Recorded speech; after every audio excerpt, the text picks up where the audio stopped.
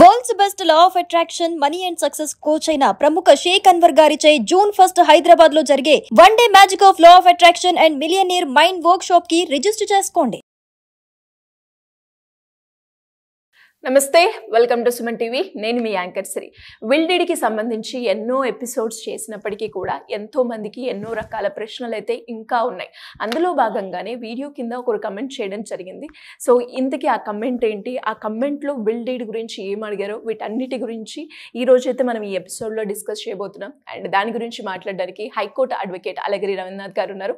వారిని అడిగి తెలుసుకుందాం. నమస్కారం అలగిరి రవీంద్రనాథ్ గారు. నమస్తే అండి శ్రీ గారు.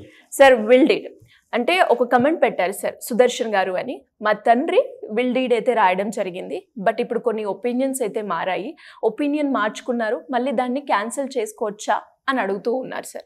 సో క్యాన్సిలేషన్ ప్రాసెస్ ఒకవేళ నిజంగానే ఉంటే ఎలా ఉంటుంది?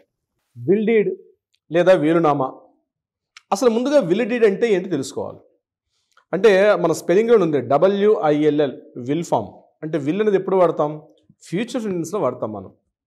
యాక్చువల్ దానికి అలాగే వచ్చింది. వీలునామా అంటే విల్ ఫామ్ ఫ్యూచర్ టెన్స్లో వాడాలి. అంటే తదనంతరం తన జీవితం అయిపోయిన తరువాత అందులో ఉన్నటువంటి వివరాల ప్రకారం, అందులో ఉన్నటువంటి ఆస్తి, బ్యాంక్ ఖాతాలు, బంగారం, ఇతరత్ర వివరాలన్నీ కూడా ఎవరికి మనం రాస్తే వాళ్ళకి మాత్రమే చెందే విధంగా రాసుకున్నటువంటి ఒక ప్రమాణ పత్రాన్ని, ఒక డాక్యుమెంట్, ఎవిడెన్స్ని మనం వీలునామా అని అంటాం.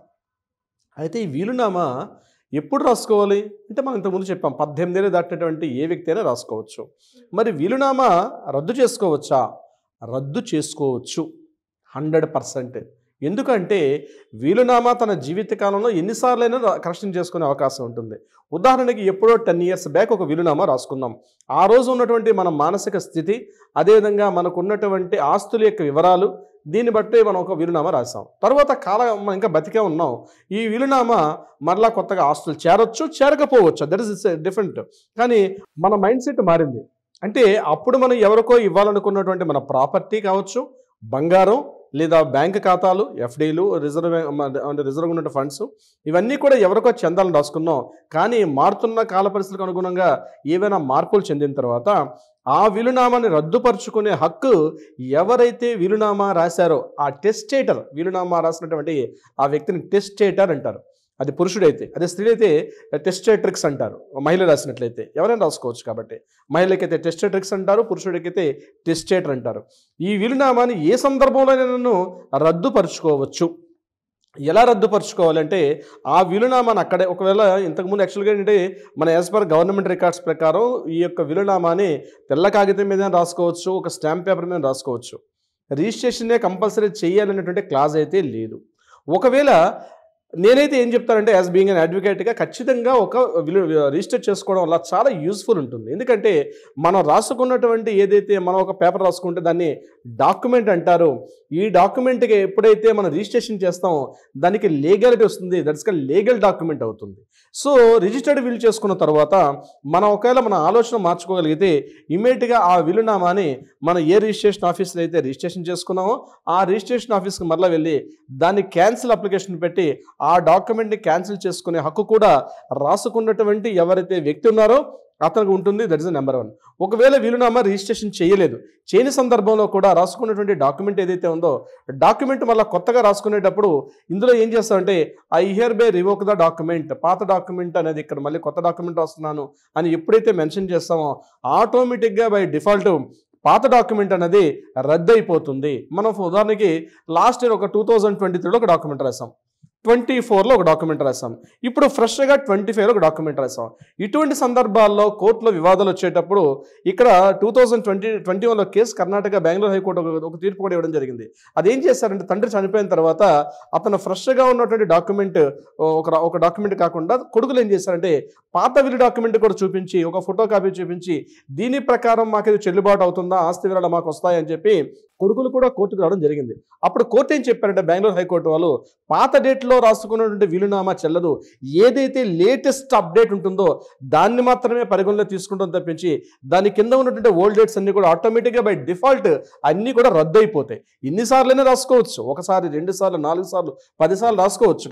కానీ ఏదైతే లాస్ట్ చనిపోయే సమయానికి ఏదైతే లాస్ట్ డాక్యుమెంట్ ఉంటుందో దాన్ని మాత్రమే పరిగణలో తీసుకుంటారు తప్పించి దానికి ముందుగా రాసుకున్నటువంటి అన్ని డాక్యుమెంట్స్ అన్నీ కూడా బై డిఫాల్ట్ అన్నీ కూడా అది ఇన్వాలిడ్ అయిపోతాయి, నల్లవిడ్ అయిపోతాయి డాక్యుమెంట్స్ అన్నీ కూడా. వాటిని పరిగణలో తీసుకొని ఇదే బెంగళూరు హైకోర్టు కూడా ఒక తీర్పు ఇవ్వడం కూడా జరిగింది. సో ఇక్కడ దాన్ని బట్టి మనకు తెలిసింది ఏంటంటే వీలునామా ప్రక్రియ ఏదైతే మనం రాసుకుంటున్నాం వీలునామాని ఎన్నిసార్లైనా కరెక్షన్ చేసుకోవచ్చు, దాన్ని ఎవరికైనా మార్చుకోవచ్చు. వీలునామా రాసిన వ్యక్తి 18 ఏళ్ళు నిండాలి, స్త్రీలైనా పురుషులైనా ఎవరైనా రాసుకోవచ్చు అని చెప్పాం. ప్రాపర్టీస్ అది ఎకరాల్లో రాసుకున్న, అపార్ట్మెంట్లో ఫ్లాట్స్ ఉన్న, చిన్న ప్రాపర్టీ ఉన్న వీలునామాన్ని తప్పనిసరిగా రాసుకోవడం వల్ల మన పిల్లల మధ్య ఎటువంటి కోర్టు కేసులు కానీ కోర్టు గొడవలు లేకుండా ఉండే అవకాశం ఉంటుంది. ప్రతి ఒక్కరు ఒక చిన్న ఫ్లాట్ ఉన్నా, ఒక చిన్న ప్రాపర్టీ ఉన్నా, లేదా బంగారం ఉన్నా, గోల్డ్ ఉన్నా, బ్యాంకుల్లో ఏదున్నా, ఏ చిన్న ఐటెం ఉన్నా లేకుండా అయితే ఎవరు ఉండరు. కాబట్టి నేను చెప్తున్నాను 90% నేను చెప్తున్నాను ఎవరికైనా ఏ చిన్న ప్రాపర్టీ ఉన్నా ఇమ్మీడియట్గా వీలునామా రాసుకోవడం చాలా ఉత్తమం. ఎందుకంటే ఈ కోర్టుల్లో కేసులు తగ్గాలి అంటే ఈ యొక్క ఆస్తి తగాదాలు, ఆస్తి పంపకాలు, భాగ పంపకాలు, పార్టిషన్ డీడ్స్ వీటి మీద ఎక్కువ కేసులు వస్తాయి. కాబట్టి వీలునామా రాసుకోవడం తప్పనిసరి. కానీ ఆ వీలునామాను రాసుకున్న తర్వాత ఒక్కసారి వీలునామాను రాసుకున్నాం కాబట్టి దేనికి స్టాండ్ అంటే అట్లాంటిది ఏమీ లేదు. ఎప్పటికప్పుడు మనం రీకరెక్షన్ చేసుకుంటే వీలునామా రాసుకోవచ్చు. కానీ రాసుకునేటప్పుడు క్లియర్ చేయాలంటే దీనికి ముందుగా రాసుకుంటే వీల్స్ అన్ని కూడా అది ఇన్వాలిడే కాదు, ఈ రోజు నేను రాస్తుంది మాత్రమే వీళ్ళు పర్ఫెక్ట్ అని చెప్పి రాసుకోవాలి. ఇక డాక్యుమెంట్స్ దీనికి సంబంధించినటువంటి ఈ యొక్క వివరాలన్నీ కూడా పర్ఫెక్ట్గా అందచేసి పర్ఫెక్ట్గా ఎటువంటి ప్రాబ్లం లేకుండా ఈవెన్ దో ప్రతి పించ్ టు పించ్ మనం రాసుకున్నప్పుడే ఆ డాక్యుమెంట్ వ్యాలిడ్ డాక్యుమెంట్గా ఉండే అవకాశం ఉంటుంది. వీలునామా అనేది అధికారికంగా రిజిస్ట్రేషన్ చేసుకోవడం వల్ల దానికి కొంత లీగల్ డాక్యుమెంట్ అయ్యే అవకాశం ఉంటుంది. దాన్ని కోర్టులో ఛాలెంజ్ చేయడం కూడా కష్టం అవుతుంది. ఎందుకంటే ఆ పర్సన్ కోర్టు రిజిస్ట్రేషన్ ఆఫీస్కి వస్తారు, అక్కడ ఫోటోలు దిగుతారు, అక్కడ థంబ్ ఇంప్రెషన్స్ పెడతారు, సిగ్నేచర్లు పెడతారు. సో ఆ డాక్యుమెంట్కి ఒక లీగల్ అథెంటికేషన్ వస్తుంది. సో రిజిస్ట్రేషన్ చేసుకోవడం తప్పనిసరి. రిజిస్ట్రేషన్ చేసుకున్నప్పటికీ కూడా ఆ డాక్యుమెంట్ని రద్దుపరుచుకునే అవకాశం ఎవరైతే విల్లీడ్ రాసుకున్న వ్యక్తికి డెఫినెట్గా ఉంటుంది. ఎన్నిసార్లు రాసుకోవచ్చు దీనికి సంబంధించిన వివరాలు సిరి గారు?